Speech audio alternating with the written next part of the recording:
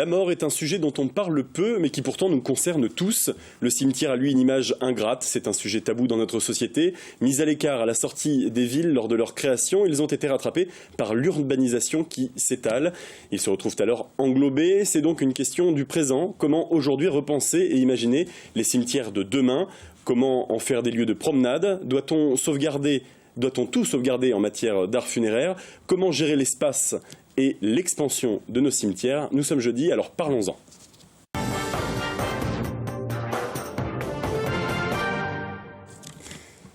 Madame, monsieur, bonsoir à toutes et à tous et bienvenue dans le Jeudi Parlons-en. Pour répondre à toutes ces questions et d'autres encore, je reçois sur ce plateau Lydia Amonou-Boiroux. Bonsoir. Bonsoir. Vous êtes adjointe à la mairie du Mans, à l'administration citoyenne. Tout à fait. Serge Bertin, bonsoir. Bonsoir. Je me demande s'il faut, pour nos téléspectateurs, que je vous présente. On vous voit tous les mercredis sur l'antenne pour Territoire Partagé. C'est bien ça? Oui, je suis monsieur cimetière. C'est ça. Merci d'avoir accepté notre invitation. Étienne Périchard, bonsoir. Bonsoir Maxime. Vous êtes le directeur du CAUE, c'est ça. On vous connaît puisque vous êtes déjà venu dans l'émission pour parler patrimoine. Cette fois-ci, ce sera le patrimoine de nos cimetières.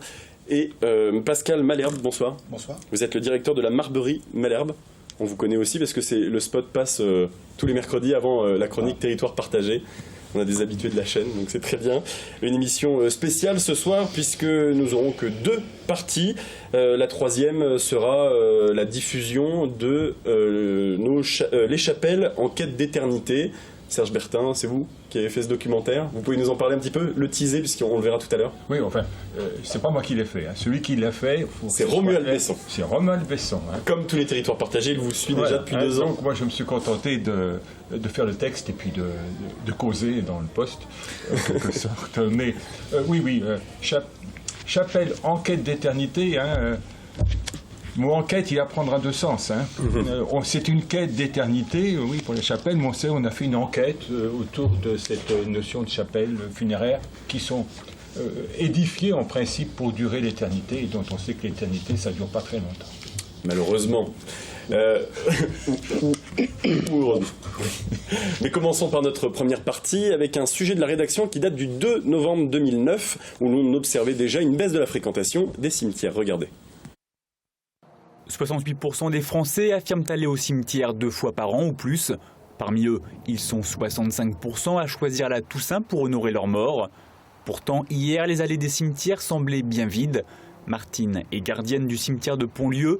Elle doit renseigner les visiteurs. Cette année, les demandes sont plutôt rares. Nous avons des messieurs-dames qui viennent d'autres départements pour se recueillir sur la tombe de leurs défunts. Et quelquefois, ils sont perdus. On est obligé de leur donner l'emplacement, les diriger à l'endroit où ils sont inhumés. Mais c'est vrai que cette année, je suis stupéfaite qu'il y ait bien moins de monde que les autres années. En 10 ans que je suis là, je n'ai jamais vu ça. Les raisons de cette désertion, le temps pluvieux, mais aussi le fait que la Toussaint tombe pendant les vacances. Pour les entreprises de pompes funèbres, une autre explication existe. Désormais, les gens viennent au cimetière la semaine précédant la Toussaint où font fleurir les tombes par des professionnels. C'est une fête importante pour nous, donc toute la semaine nous travaillons et les derniers jours ce sont les gens de passage, les dernières personnes qui viennent pour fleurir leurs tombes. Ils sont venus déjà toute la semaine entretenir, venir commander leurs fleurs, ce que nous avons posé ce matin dans les cimetières pour les personnes qui sont éloignées ou qui ne peuvent pas venir ce jour-là. Si les cimetières voient leur fréquentation baisser, 24 millions de chrysanthèmes auront quand même été vendus pour la Toussaint 2009. Et oui, 24 millions de chrysanthèmes. Pourquoi les gens fuient les cimetières, Étienne Périchard? Je sais pas, il n'y a peut-être pas assez de chrysanthèmes avec 24 millions. Les cimetières, écoutez, ce sont des lieux qui ont quelquefois mauvaise réputation. Moi, je connais des gens qui ont refusé un logement, un appartement, parce que ça donnait sur un cimetière. Moi, je sais que j'aime bien ça me dérangerait pas. Mais il faut bien dire que certains cimetières, je ne connais pas spécialement ceux qui nous entourent, mais certains cimetières donnent un peu froid dans le dos. C'est pas un lieu où on a envie de trouver forcément de l'anonymat, de l'aridité, de l'austérité. Voilà, ça peut être assez glaçant. Concevoir un cimetière agréable, il n'y a rien de tel pour donner envie aux gens d'y venir. Et ça, c'est le travail de spécialistes, hein, les architectes et les paysagistes concepteurs. Et c'est comme ça qu'on en fait des gens ou des endroits où on a envie de venir voir les gens qu'on a enterrés, nos proches, et voir, même si on n'y connaît personne, de venir se promener. Serge Bertin, vous, les cimetières, vous les connaissez, vous y passez du temps. 80 épisodes pour Territoire Partagé. Donc, Pourquoi vous y allez et pourquoi les gens n'y vont pas? Ou pas assez? Alors, attention, hein. Là c'est cette année le reportage. Non, c'était en 2009. 2009. Ah, alors là, ma démonstration tombe à plat. Non, c'est parce que l'autre jour, je discutais avec un fleuriste sur les marchés et qui me disait que cette année, il s'attendait à vendre beaucoup moins de fleurs. Les clients étaient moins nombreux. Pourquoi? Parce qu'on était, me disait-il, en période électorale. D'accord. Pré-électorale. Les gens, en ce moment, ne sont pas très à l'aise, me disait-il, et il a d'ailleurs, de toute manière, préparé moins de fleurs pour cette année, et tous les professionnels diraient que les périodes troubles ou inquiétantes, alors vous me direz, nous, on n'est pas en période immédiatement électorale, mais il y a les États-Unis, ils parlent qu'on dépense moins, qu'on préfère mettre de l'argent de côté. Alors, ça vaut ce que ça vaut, je ne revendique pas la paternité de l'idée, c'est un fleuriste, je ne donnerai pas son nom. Pascal Malherbe, oui, il y a aussi les cimetières, vous les connaissez pour nos téléspectateurs, puisque vous êtes la 4e génération, c'est ça, de l'entreprise 4e génération installée au Grand Cimetière du Mans, enfin cimetière ouest maintenant. Mais il y a, pour rebondir sur le sujet, il y a quand même un phénomène aussi, c'est que les familles maintenant, physiquement, ne sont plus non plus dans les communes. Il y a encore quelques années, tout le monde habitait dans la commune ou le département. Maintenant, géographiquement, les familles sont à l'échelle, j'avais presque envie de dire, même pas en dehors de la France. Beaucoup d'enfants et tout ça ne sont plus non plus géographiquement près. Donc, ils ne se retrouvent pas en famille au moment de la Toussaint.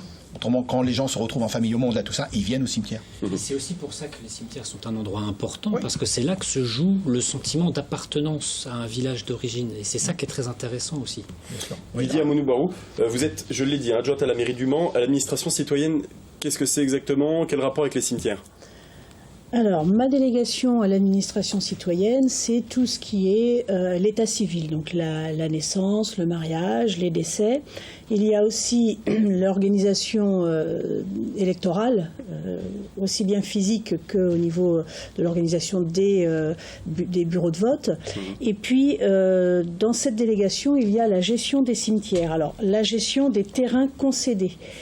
C'est un petit peu particulier au Mans. Nous sommes en fait 2 adjoints à être sur les cimetières. Il y a mon collègue Bernard Breu qui est adjoint à Nature en Ville. Lui, il est plus sur tout ce qui est l'occupation du sol. Et moi, je suis plus sur tout ce qui est les concessions, les reprises de concessions, les ventes de concessions. On va en reparler dans un instant. Pour rester sur cette thématique du cimetière, j'ai le Maine de la semaine dernière, c'était le 1er novembre. Hein, et qui on a en première page? Serge Bertin. Et en deuxième page, on lit... Se promener dans un cimetière, c'est pas triste. Alors, c'est un peu...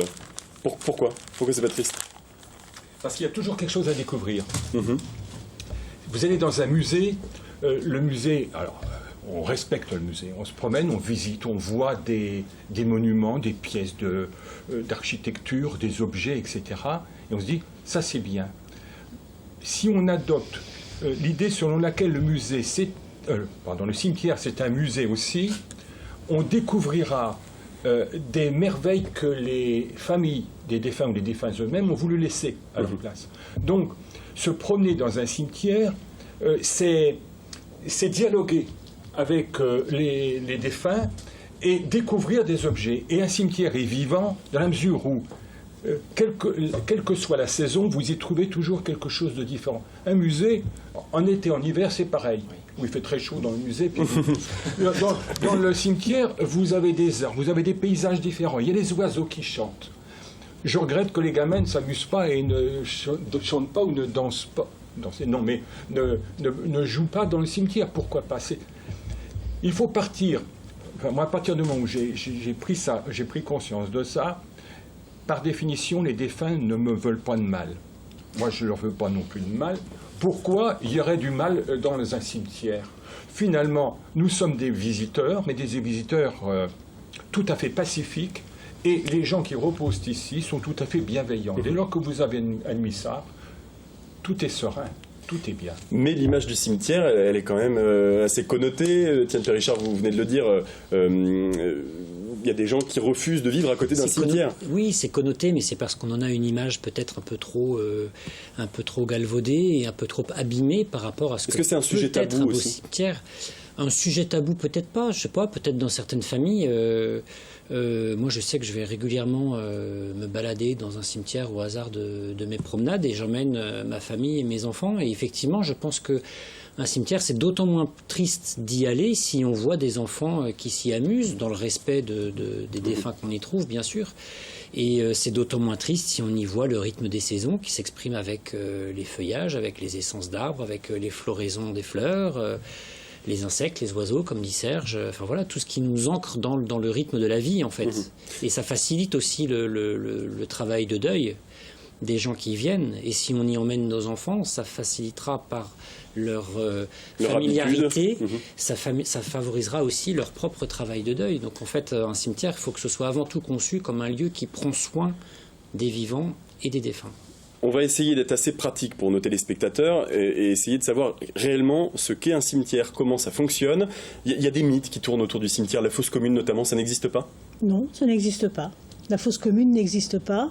Il y a des lieux, effectivement, où nous mettons ce qu'on appelle des restes mortels, mais la fosse commune, telle qu'on l'entend et telle qu'on a pu la voir sur certains tableaux, où l'on met des corps les uns par-dessus les autres, non, ça n'existe pas.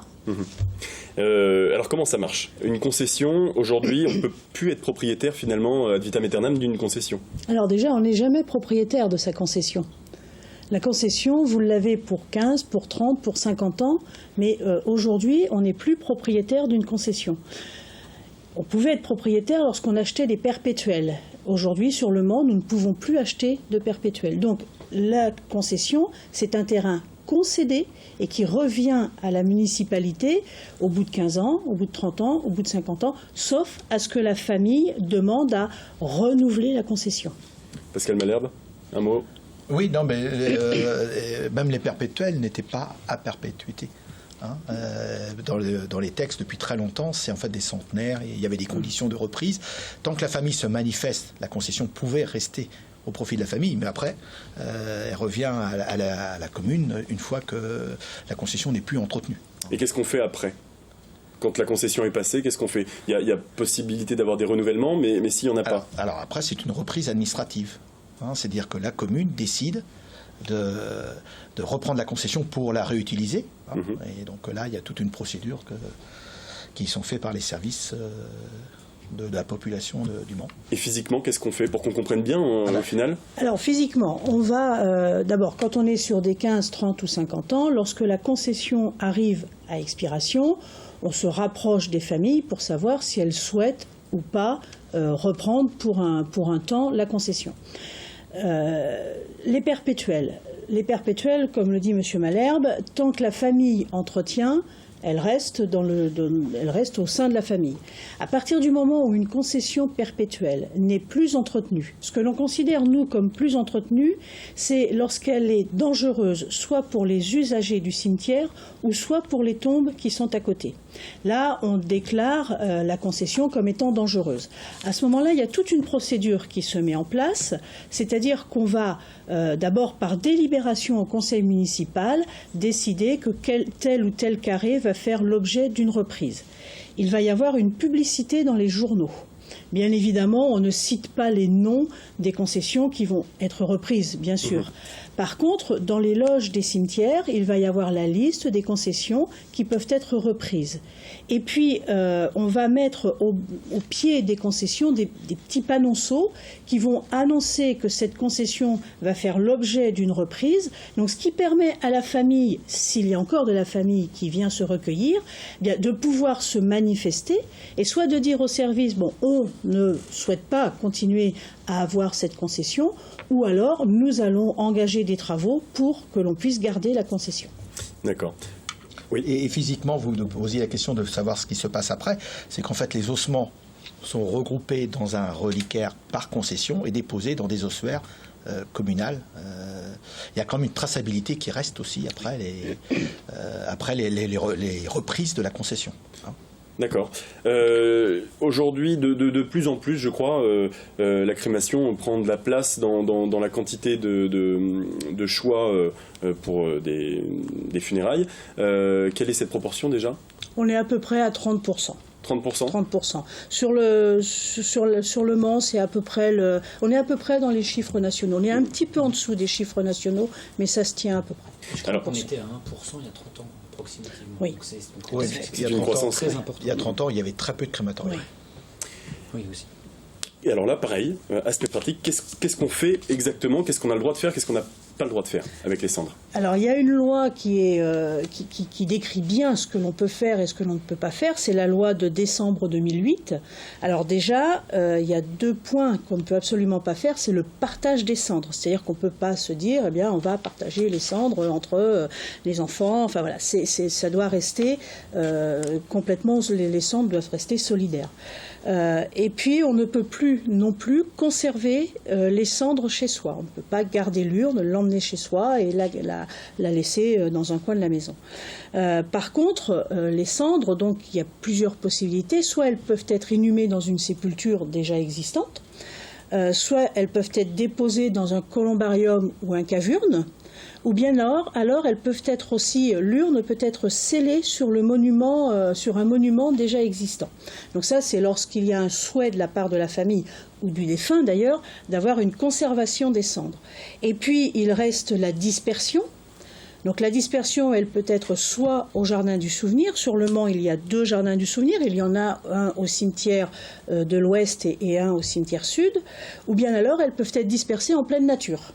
Donc là aussi, il y a une réglementation. Là aussi, il y a une réglementation, c'est-à-dire que si on est sur une dispersion en mer, on doit être à plus de 500 mètres des côtes et on ne peut pas disperser les cendres sur la voie publique.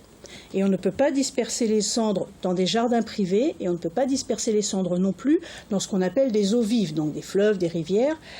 Par contre, on peut, sur une propriété privée, donc c'est autre chose que le petit jardin qu'on peut avoir autour de son pavillon, on peut, après accord préfectoral, on peut disperser les cendres sur une propriété privée. Mais ça sous-entend un espace suffisamment grand.